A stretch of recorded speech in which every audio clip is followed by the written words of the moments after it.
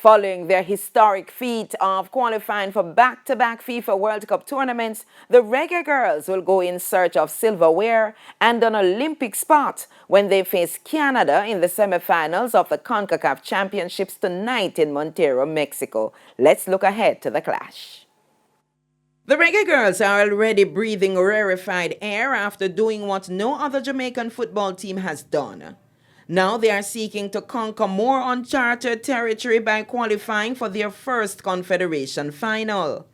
But to do that, the Reggae Girlz, who recovered from a 5-0 trouncing from World Cup champions the United States to dismiss Haiti 4-0 and qualify for the FIFA showpiece, must outwit world number 6 and CONCACAF's second-ranked team.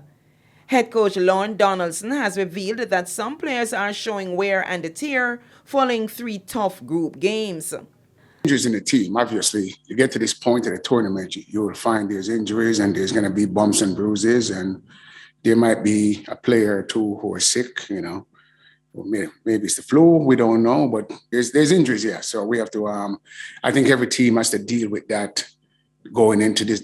When you get this far, usually that's the case. Everybody will have the same problem.